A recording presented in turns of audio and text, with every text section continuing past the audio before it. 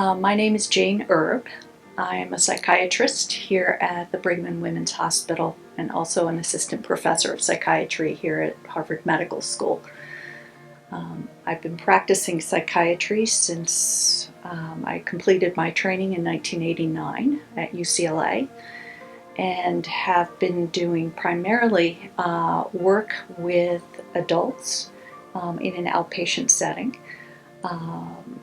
Most of the focus has been on treating individuals with mood and anxiety disorders, though I, over the last few years, have been increasingly involved in the more progressive collaborative care programming to help our primary care doctors to take better care of individuals with mood and anxiety disorders within the primary care setting. So my position here is as medical director of our depression center here at the Brigham, and I also work with the South Huntington Advanced Primary Care Associates, which is the patient-centered medical home.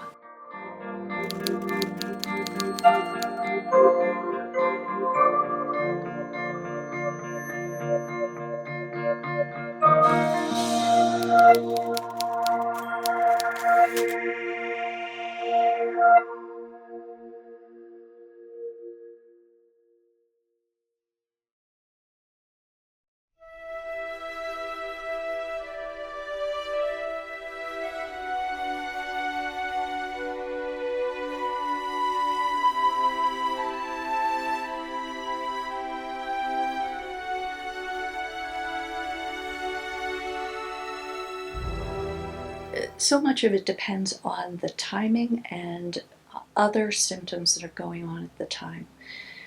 So for example, it's not unusual for average person to, in the context of period of poor sleep or increased stress, to become irritable.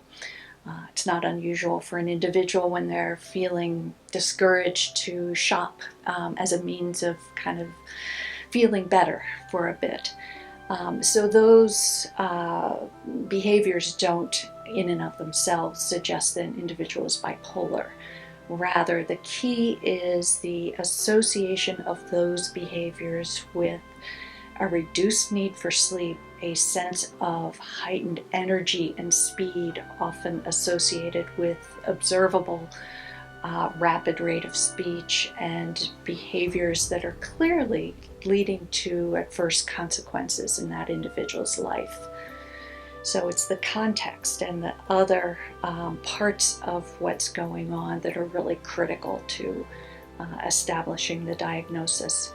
And even then, it can be very difficult to know for sure if somebody has bipolar disorder when the symptoms are mild or early in the course of the illness.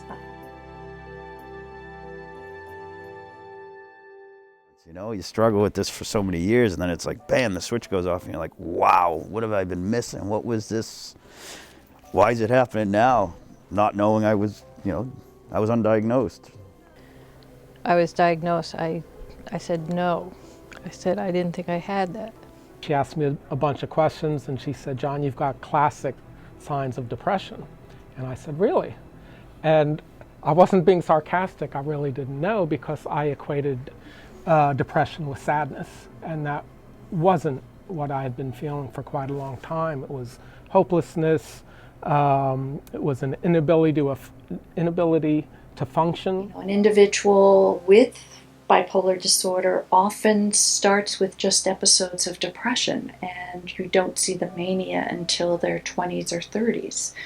And so finding out more about family history and some of the subtleties of how the depression presented and when and how early in that individual's life can help us understand what an individual's risks are for developing full-out bipolar disorder. I was diagnosed when I was 15. 17. Yeah, and the depression came first and was really obvious, and then I was definitely manic during my 20s, and I wasn't actually diagnosed until, I was almost 50. I was 38 when I was first diagnosed with bipolar. And How old were you when you first got diagnosed? 56, How old now? 58.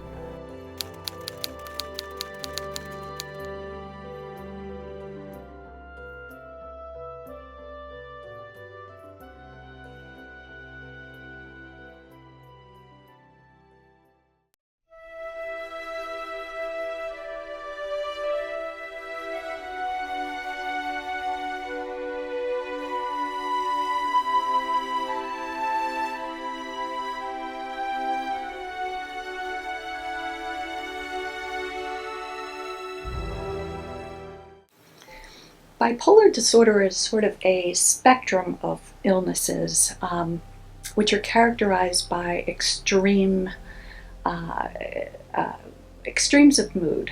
So in the manic phase, typically an individual feels either intensely elated on top of the world, or is intensely irritable, in association with this amount of energy that is just experienced as all-consuming and so intense that they feel they don't need sleep, tend to get very little sleep, are ultra productive, able to accomplish far more within a set period of time than usual, tend to be much more outgoing, extroverted, social at those times.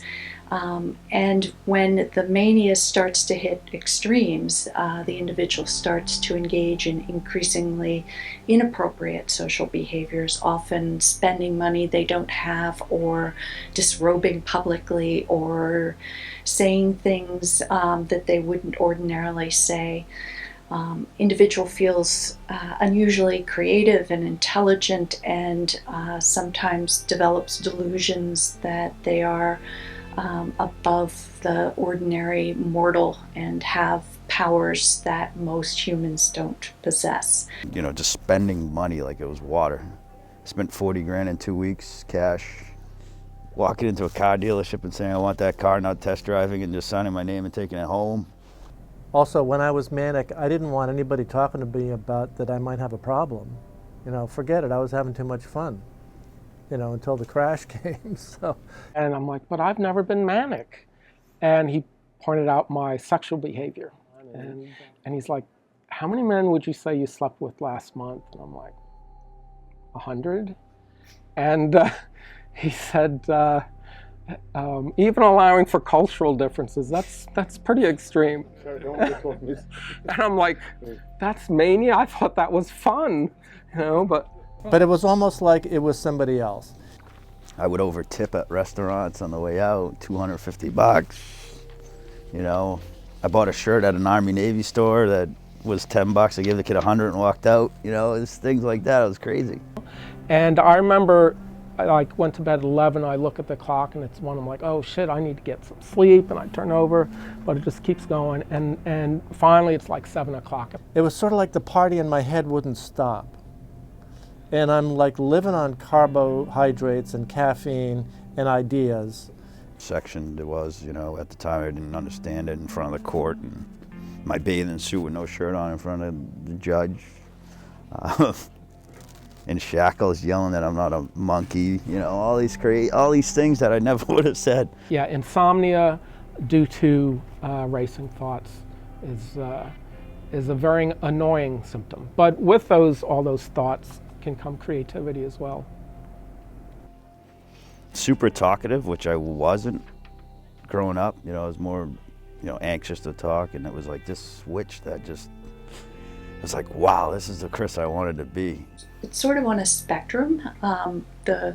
It less frequently does an individual become psychotically manic, but the majority of individuals with bipolar disorder actually have much milder versions of that, where they can present much like you or I publicly, and it's only once you drill down and start to hear more about the degree to which they're productive and not sleeping, and how it's in more subtle ways impacting their relationships and finances and so on, that you start to appreciate the mania that's occurring. But I've had had times of extreme euphoria where I've become a lot more outgoing than I normally am, where I have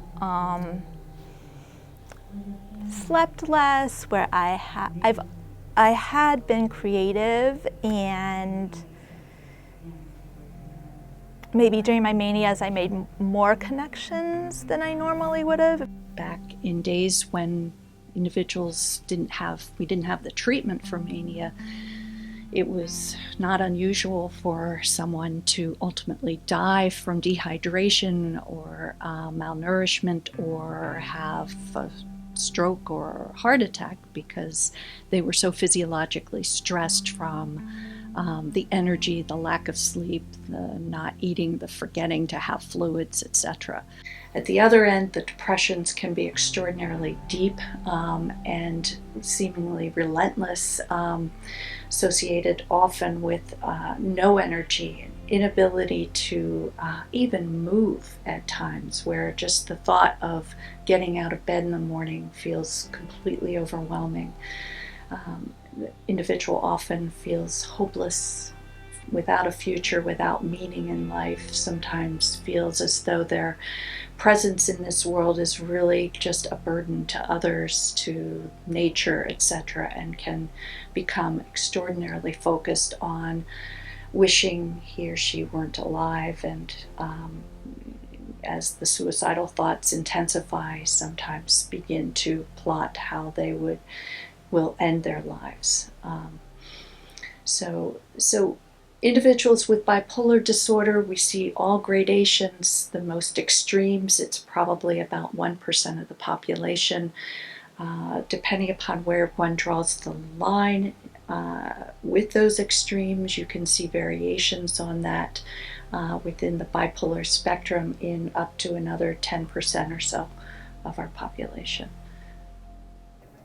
You know, sometimes I just thought people were talking to me and there was no one around, so. But for me, one of the symptoms of depression and mania is that it kind of pulls me back from people. So even if I'm physically present, I'm not really present.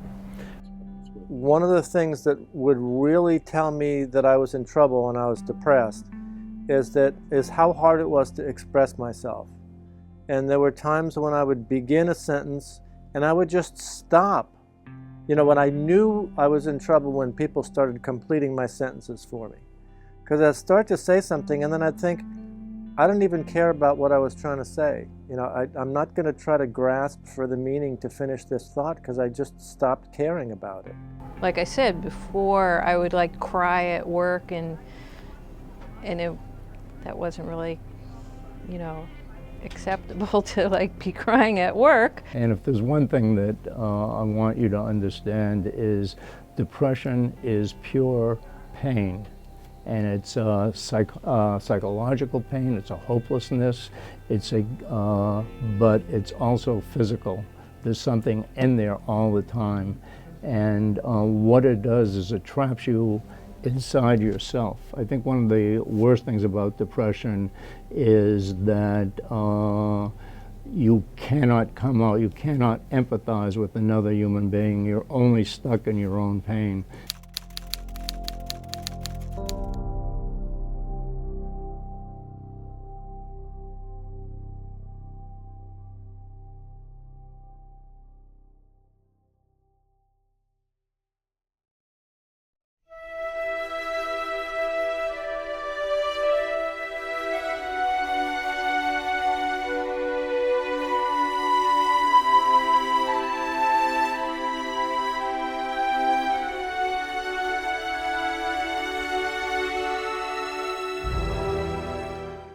Treatments that are approved depends a little bit on which state of the disorder you are trying to treat. And so in the context of a manic episode, we have lithium and Depakote or valproate. We also have our newer generation of antipsychotic class medicines, all of which are established and approved by the FDA for treatment of bipolar mania. And so that would include risperidone, quetiapine, olanzapine, ziprasidone, aripiprazole, and more recently, lorazepam or Latuda has been approved. They typically, one would start in the context of a severe mania with either lithium or Depakote, and oftentimes if the symptoms are severe, it would be paired with an antipsychotic class medicine that also has anti-manic effects. And then it's simplified as the mania remits. Key to really get the person sleeping again, because that's the sort of tipping point for when you start to see the symptoms remitting. Because the problem with these medications is they take at least 6 weeks to work, but only if you have the right dosage. So you have to go up through a whole range of dosages and time, and give it enough time to make it a real trial to see if it would work or not. They gave me Depakote to bring me down. It works pretty quick and was effective, except I was really sedated for 3 months. As an initial thing, it was good. It really worked. It got me to where I could stop doing things with my hands. I could stop rearranging the dozen things that I brought with me in the drawer of my little room. I could actually enjoy stopping, having a quiet body and a quiet mind. At the other end, in the case of an acute bipolar depression, approved now are Seroquel, quetiapine, as well as Symbyax, which is a combination Prozac and olanzapine or Zyprexa. It got approval simply because the company conducted sufficient studies and wanted to get the labeling for that, though I must say in clinical practice we don't typically go with that first line, but rather we will use quetiapine or lamotrigine, which while not officially approved for bipolar depression, has been found in clinical practice to be very helpful for many individuals as such.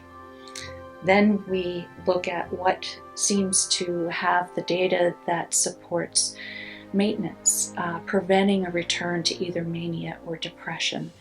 And so much depends at that point on what the individual seems to experience the most. If depression is the predominant state that keeps getting them into trouble, then we would probably lean harder on using something like lamotrigine, which has very well established efficacy in preventing a return to depression, and the antidepressant efficacy as well.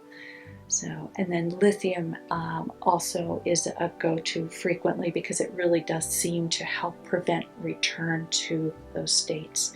And it also seems to have very strong capacity to help to reduce the risk of suicide.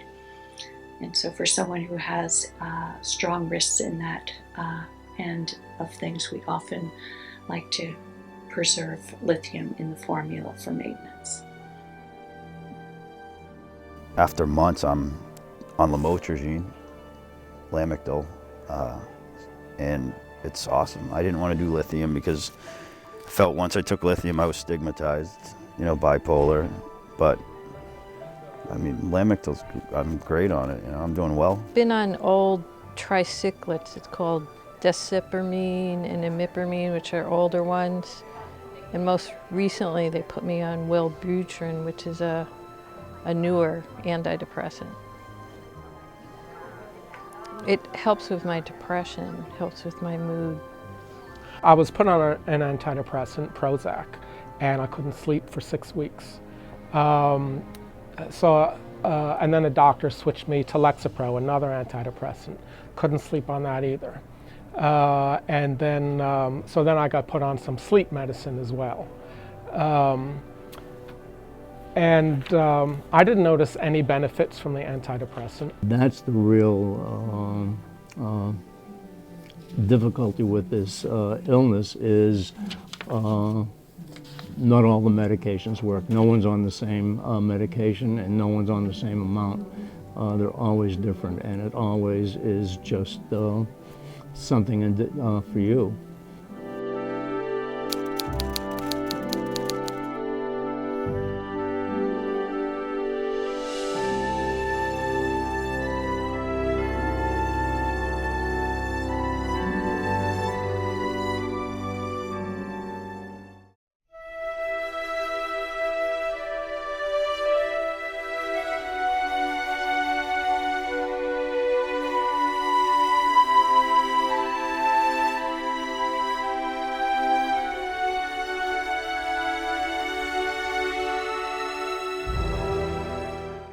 medicine's become so complicated that we are increasingly reliant on having highly coordinated, well-functioning pit crews, and that the solo sort of work that is so classically associated with being a physician, the dyadic one-on-one with one's patient, is for many patients inadequate. And so I've embraced this as I've come to see the power of teams, both in my outpatient work in psychiatry, but also in working with primary care physicians in the patient-centered medical home. And I have to say it's been a level of joy for me that really has improved my morale and made me realize that we can work so much more effectively and efficiently if we figure out how we can sort of each take a role within patients' lives. For some patients, it's hard to make that change. They're used to that one-on-one, but for individuals where things are getting more complicated, if we can get them to embrace being an active part of that team, I've seen transformations in their lives that's really benefited. Working for DBSA Boston, and have dedicated my life to helping other people with this illness. Well, my last accomplishment was through the Transformation Center. I became a peer support specialist. So I went through classes and talked about my recovery, and I passed a test and I got a certificate, which enables me to get a job helping other people. And actually, I volunteer here at the Cole Resource Center and help people that way. I'm able to look at it and say, okay, I've been through this. It didn't last forever. I'm still here. I'm not dead. I'm not suicidal. I need to be patient. I need to do the things that help: sleep, eat, get out of the house, take my meds, and that's a whole other story about learning and cooperation and all that stuff, willingness. And then if I do those things, it's been a good day. And the one thing that I hope when I go into rooms and talk to people that they come away with is it's never too late. There's, there's time. And as long as you can hang in there, as long as you do not do what your psyche is telling you to do every 5 minutes, to kill yourself, to give up, to not try anymore, as long as you don't do that, there's hope somewhere. And even though you don't have it, hopefully someone else has it for you. February 28th last year, I stopped drinking, let the medicine kick in. Friday's my 1-year sobriety date. And once it started to take effect, it's been uphill from here. I've had my days, but for the most part, it's really, really been good to be medicated and, working on myself. And it took about 2 years to find the right combination. But when I did, again, I felt like my old self. I felt 100% better. I wanted to be 100% better, and I always pushed for that because I knew it was possible. And with this new medication, I've been pretty well, I'd say, for 20-something years. It's just enabled me to function day to day, to get out every day and to do things, not stay at home. I took my medication in the amount that I should, at the time that I should, then it's been a good day. Sometimes it's down to that, and the rest of it can be a total wash and I'll feel crappy, but if I did that, then that's a responsibility that I won't let go of. I've learned that if I want to be well, I have to follow what works. And since being on medication, I don't get real extremes. I get dips, but not not the real extremes. I wake up every day, and because I'm not depressed, because I wake up every day not depressed, I am happy. And there's nothing that the world can throw at me that's going to take that away. And so as I know my life has been a little smaller than I thought it was going to be. I know I'm not as wealthy as I had hoped I was going to be. I do not have all the things that I wanted at this time in my life, but it doesn't matter. Every day I wake up, I'm happy, and I'm happy because I'm not depressed.